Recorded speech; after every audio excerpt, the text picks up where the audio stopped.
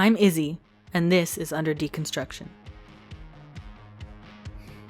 Let's talk about music. At some point in your youth, you started to develop your own taste in music. It was probably rebellious.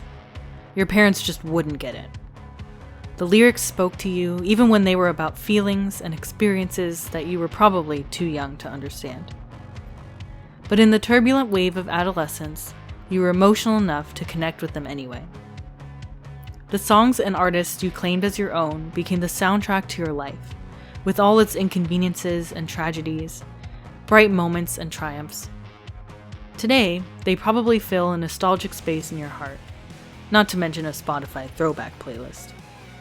When the rush of tween angst hit me, I quickly fell in love with the indie rock and pop of the 2000s.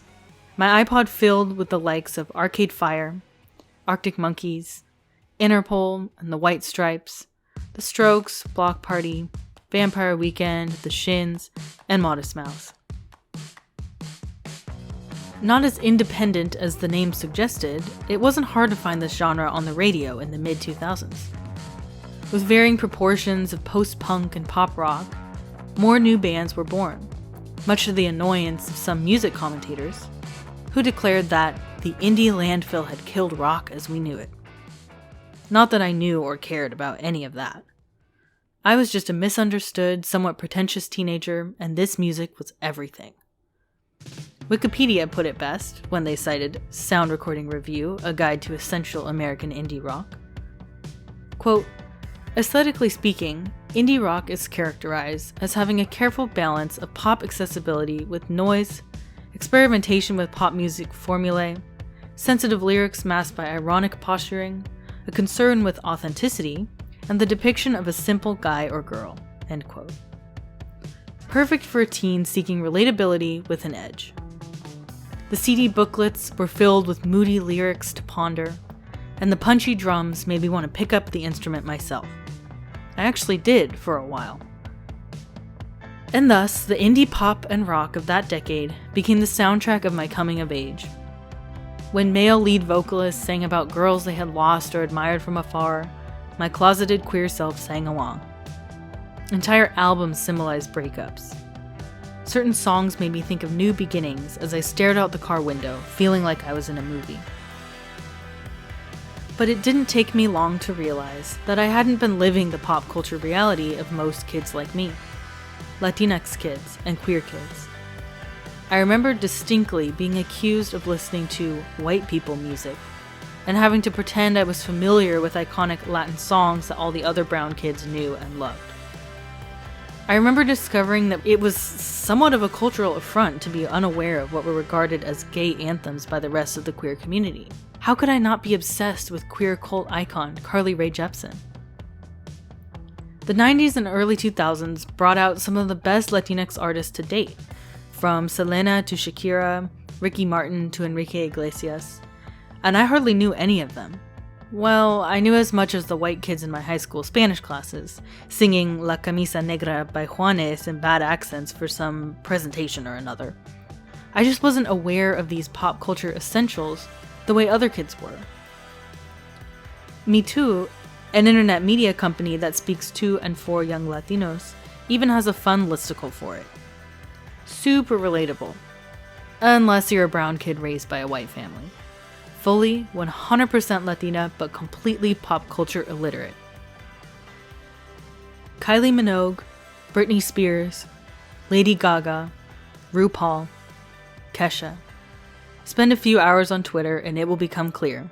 These artists, gay icons of the late 2000s and the 2010s, were essential listening for queer kids, both closeted and out. But while the LGBTQ+ community was adopting these icons into the fold and raising up their songs as pride anthems, I was still in denial. Fixating on relationships with boys, privately dreaming about my crushes on girls, unwilling to even consider the possibility of being openly bisexual. The songs these artists put out in my adolescence, though enjoyable, didn't speak to me the way they clearly have spoken to so many others. It's hard not to feel like I've done things the wrong way as a result of growing up largely isolated from people like me. Unfortunately, there's a lot of gatekeeping that goes on about who is queer enough or Latina enough. Pop culture references are a key element of that judgment. What else could explain the jokes about race cards being revoked? And the phrase, "that's some white people shit." Of course, Latinx folks are not a monolith, and neither is the LGBTQ+ community. That's not what I'm saying here. In fact, I'm going to show you why it's not true at all. After all, how was I able to feel so connected to indie rock and pop, genres that were dominated by straight white men? Well, because of a couple little things called erasure and tokenism. As it turns out, the music magazine covers and album reviews of the day were intentionally pushing one image of the indie scene. In their eyes, and therefore in the eyes of listeners, it was a sea of identical bands made up of 4 or more scrawny, vaguely attractive white dudes staring vacantly into the camera lens. Any artist who was different, because of their race, sexuality, or gender, was regarded as an outlier.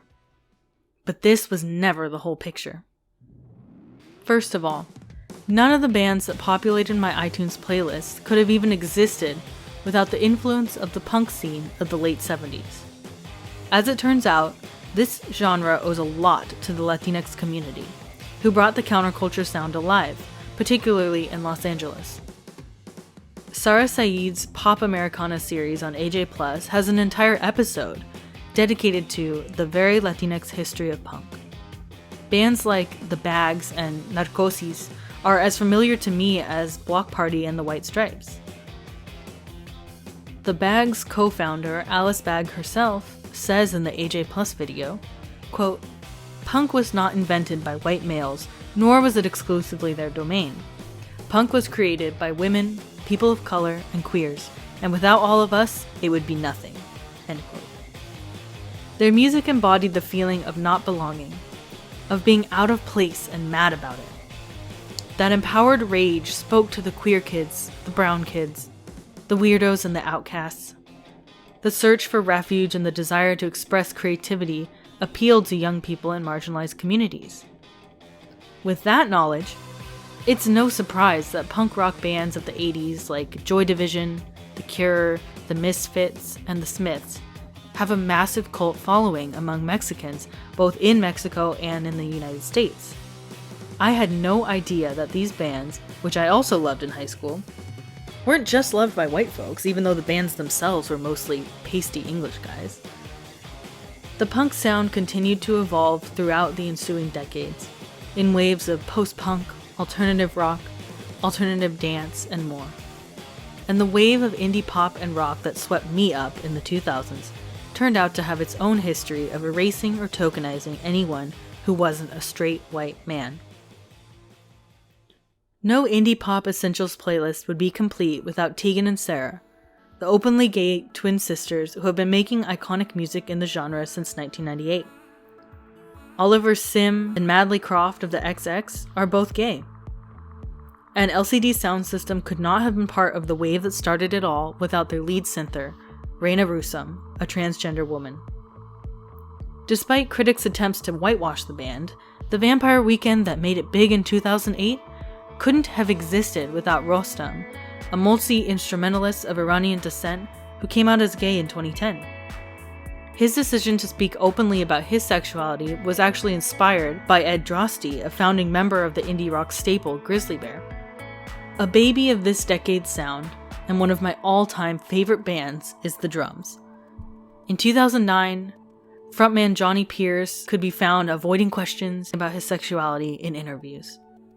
10 years on, he is openly speaking about his experience growing up in a religiously conservative community that filled him with internalized shame and homophobia. Now, he can comfortably talk about all the self-work and struggle he's had to go through to become the openly gay artist he is today.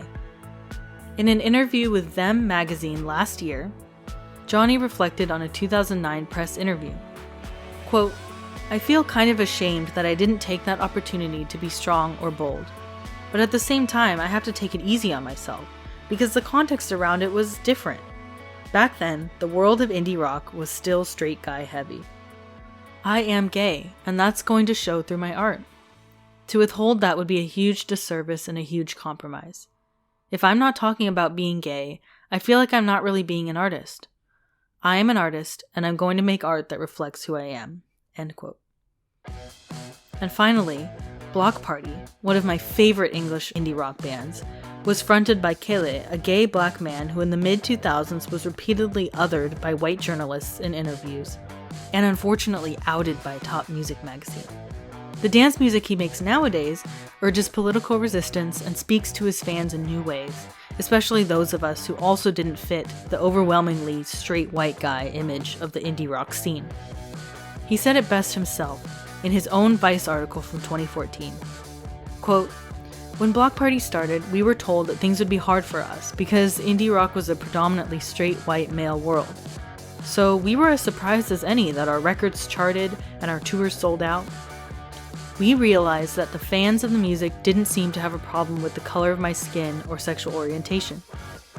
It was rock journalists, always white male rock journalists, that seemed to have an issue with it."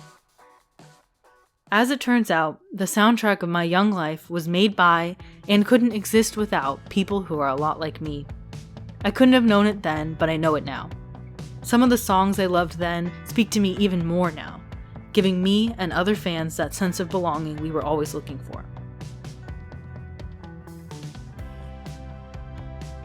As always, thanks for listening.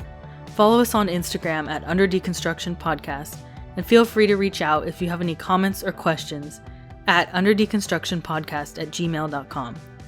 We'll be back next week with new episodes. See you then.